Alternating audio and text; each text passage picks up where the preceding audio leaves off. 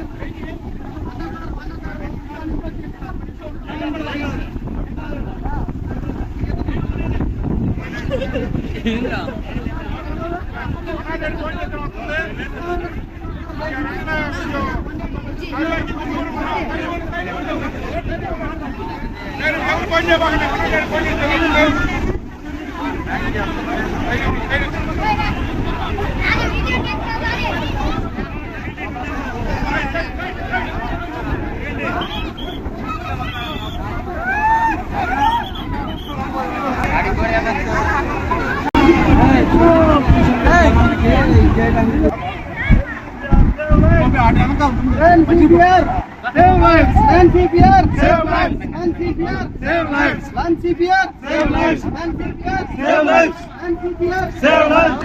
NCPR. Save lives. NCPR. Save lives. NCPR. Save lives. NCPR. Save lives. మనం ఇలా ఈ రెక్కను కొంచెం ఇట్లా బెండ్ చేస్తే లోపల నుంచి నీట్గా బయటకు వస్తాయన్నమాట వాటర్. అలా వచ్చినాక మనం వాటర్ ఉన్నాక అసలు వచ్చినాక మనం ఇలా చేయాలి. వాటర్ మొత్తం కట్టేసిన తర్వాత మనం సిపిఆర్ మెథడ్ స్టార్ట్ చేయాలి. ఓకే,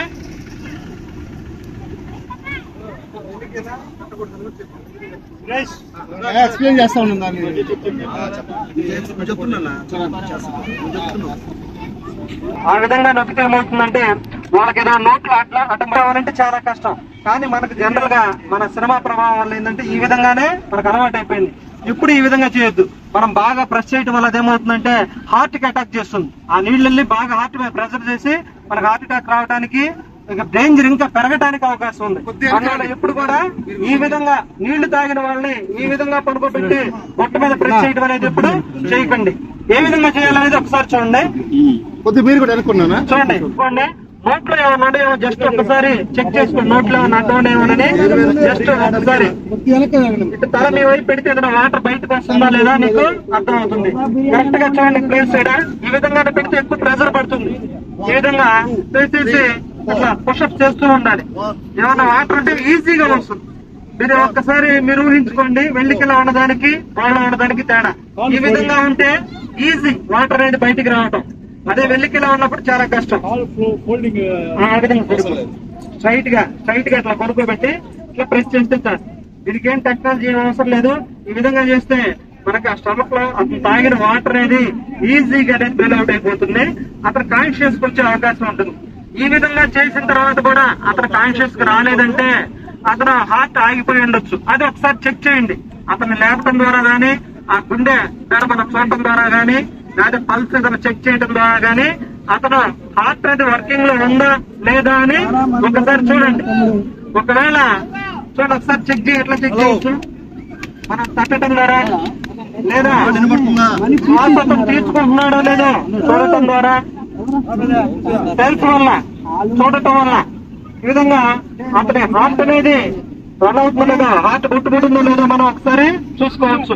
ఐస్ అట్లానే నోరు మొత్తం ఒకసారి చెక్ చేసి మనకు కన్ఫర్మ్ అయితే ఇతను హార్ట్ ఆగిపోయిందని కన్ఫర్మ్ అయితే మాత్రమే సిపిఆర్ అనేది చేయాలి. హార్ట్ రన్నింగ్ లో ఉన్నప్పుడు మాత్రం రన్ చేయకూడదు. ఏ విధంగా చేయాలో ఒకసారి చూడండి. నిపుల్స్ ఉంటాయి కదా, నిపుల్స్ సహాయన కరెక్ట్ గా సెంటర్ పాయింట్, ఆ సెంటర్ పాయింట్ దగ్గర ఈ చేతులు కూడా ఎలా తీసుకుంటాడో చూడండి. తీసుకొని పెట్టుకొని ఇది పడాలి. వాటర్ ఒకటి వాటర్ 1 2 3 4 5 6 1 మినిట్ లో 30 పుష్లు ఇవ్వాలి. 30 1 అవర్ లో సారీ 1 మినిట్ లో.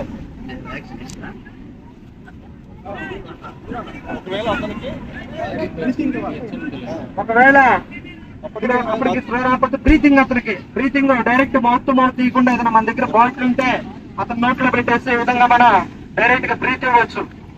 ఇచ్చేటప్పుడు ముక్కు కూడా మూసేయండి. ఎందుకంటే ఆ గాలి అనేది ముక్కు ద్వారా బయటకు రాకుండా ముక్కు క్లోజ్ చేసి ఆ నోటి ద్వారా ఏదైనా బాటిల్ చిన్న మూత పెట్టేసి మళ్ళీ తర్వాత బ్రీత్ ఇచ్చిన తర్వాత మళ్ళీ 1 మినిట్ లో 30 పుషెస్. ఈ విధంగా ఇస్తే ఖచ్చితంగా ఈ మధ్య మనం రెగ్యులర్ గా చూస్తూనే ఉంటున్నాం. చాలా మంది సిపిఆర్ చేసి ప్రాణాలు కాపాడారని. మీరు అట్లా వదిలేస్తే వదిలిపోయే ప్రాణం. ఈ విధంగా చేయటం వల్ల 90% ఛాన్సెస్ ఉంటుంది అతను బతకడానికి. అయితే ఇమీడియట్ గా చేయాలి. మీరు గుర్తుంచుకోవాల్సిన అంశం ఇది, చాలా మందికి ఉపయోగపడే అంశం. అందుకని దీన్ని మేము కొంచెం హైలైట్ చేసి మీకు తెలియజేయడానికి వచ్చాము. అంటే దీనివల్ల కొంత నేర్చుకోండి. 3 రకాల టాక్సిన్స్ ఉంటాయి. ఓకే, ఒకటి వచ్చేసి హెమోటాక్సిన్, ఒకటి న్యూరోటాక్సిన్, ఒకటి మయోటాక్సిన్. న్యూరోటాక్సిన్ ఏ పాము కాటేస్తే అవుతుంది? నాకు పాము కాటేస్తే న్యూరోటాక్సిన్. అదేం చేస్తుంది? బ్లడ్ మొత్తం విత్ ఇన్ ఫ్యూ మినిట్స్ అక్కడికక్కడ నాట్ అయిపోతుంది. ఓకే, నాగుపాము హెమోటాక్సిక్ మరొక పాము. ఆ పాము ఏ పాము అంటారు? దానికి తెలుగులో అంటారు చూడండి, ఏది పిడుగు రక్త పింజర పాము కాటేస్తే ఏం చేయాలా? ఏం చేయలేరు. మీరు మూవ్ కాకూడదు సార్ వితౌట్ మూవింగ్. అది హెమోటాక్సిక్ వచ్చే అంటే హెమోగ్లోబిన్ కి సంపేస్తుంది. There will be no haemoglobin in the body. Okay, దానివల్ల ఎక్కడైనా కొంచెం కట్ అయితే ఫినిష్, బ్లడ్ కంటిన్యూ పోతూనే ఉంటుంది. ఈ పాము కాటేస్తే డిలే చేసినాం అనుకోండి, చెవుల నుంచి రక్తం రావడము, ముక్కులో నుంచి రక్తం రావడము, నోట్ల నుంచి రక్తం రావడము, ఇది బ్లడ్ కి థిన్ చేసేస్తుంది. దీంట్లో ఉండే పాము ఈ 2 పాముల కన్నా మోస్ట్ డేంజరస్ పాము. మయోటాక్సిక్, న్యూరోటాక్సిక్. ఈ పాము ఏం చేస్తుంది? బ్లడ్ మొత్తం థిన్ చేసేస్తుంది. మన మజిల్స్ ఉంటాయా, మజిల్స్ మొత్తం ఎక్కడికక్కడ లాగేస్తుంది. నాకు సిస్టమ్ లాక్ చేసేస్తాను. So there is no chance. అప్పుడు ఏం చేయాలా? గవర్నమెంట్ హాస్పిటల్ ఉంటారా? ఫామ్ తీసుకోవాలా? గవర్నమెంట్ హాస్పిటల్ పోయిన తర్వాత ఈ ఫామ్ కాటేసింది.